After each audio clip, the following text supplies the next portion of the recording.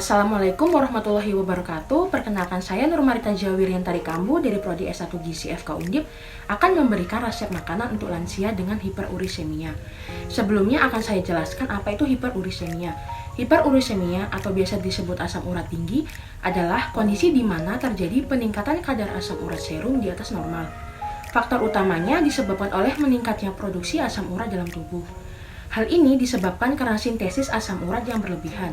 Penyakit ini sering menyerang pada usia 40-an atau bahkan bisa sebelum usia 40-an. Mengonsumsi makanan tinggi purin dapat menyebabkan hiperurisemia. Bahan makanan yang memiliki kadar purin tinggi yaitu jeroan seperti jantung, ginjal, hati, lalu ada otak, selanjutnya ada kerang, sarden, ikan teri, dan makarel. Sehingga bahan-bahan makanan tersebut wajib dihindari. Oleh karena itu, diet untuk hiperurisemia adalah diet rendah purin. Diet rendah purin itu adalah diet untuk menghindari dan atau membatasi makanan yang tinggi purin. Tujuan dietnya yang pertama, mempertahankan status gizi, menurunkan kadar asam urat dalam darah, memperlancar pengeluaran asam urat. Kemudian syarat dietnya, energi sesuai kebutuhan tubuh, asupan karbohidrat cukup 60-70%, asupan protein cukup 10-15%, asupan lemak sedang 15-20%, batasi asupan purin 120 hingga 150 mg per hari, asupan cairan 2-2,5 liter per hari untuk membantu pengeluaran kelebihan asam urat. Yang pertama ada sawi hijau, kemudian larutan maizena, ada jeruk makan, bawang merah, bawang putih, telur, lada, kentang, wortel, cabai rawit, minyak goreng, kemudian ada air, tahu, gula, garam, jagung manis pipil, saus, dan kecap. Langkah yang pertama, memotong bawang merah dan bawang putih, kemudian dicincang-cincang.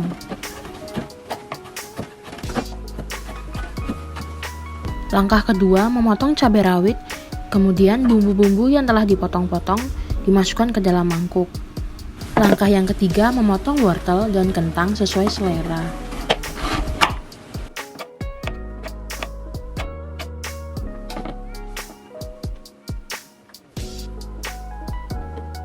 Langkah yang keempat, memotong sayur sawi sesuai selera.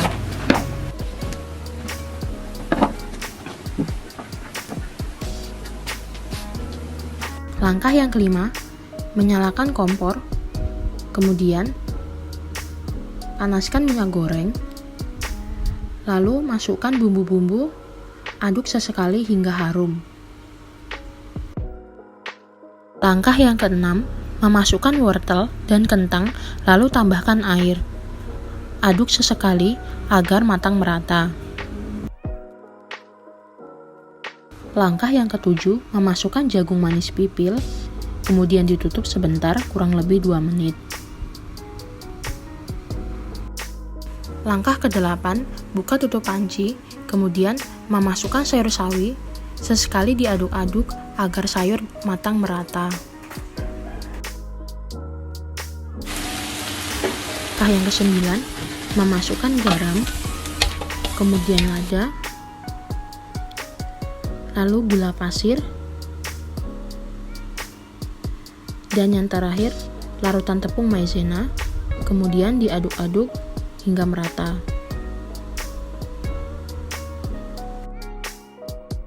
Langkah yang ke-10, memasukkan kecap manis, lalu aduk hingga merata. Kemudian matikan kompor. Langkah ke-11, angkat cah sayur yang telah matang, kemudian tuangkan ke dalam mangkuk. Langkah pertama, memanaskan minyak goreng, lalu masukkan tahu. Sesekali membalik tahu agar tidak gosong. Langkah kedua, jika dirasa sudah berwarna kekuningan, angkat tahu dan matikan kompor.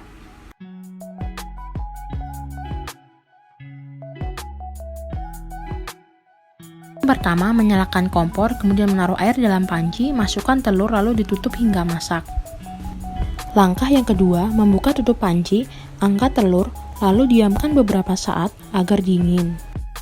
Langkah ketiga, setelah dingin lalu dikupas dan dibelah menjadi 2 bagian, kemudian diberi saus.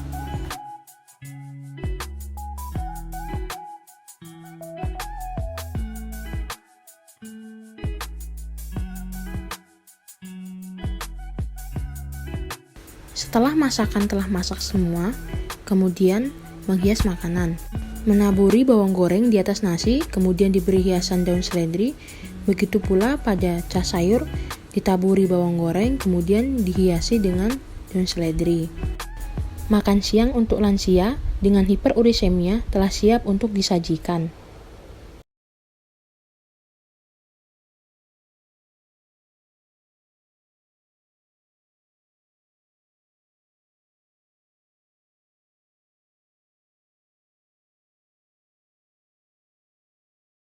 Ini adalah kandungan gizi per porsi untuk tiap-tiap makanan.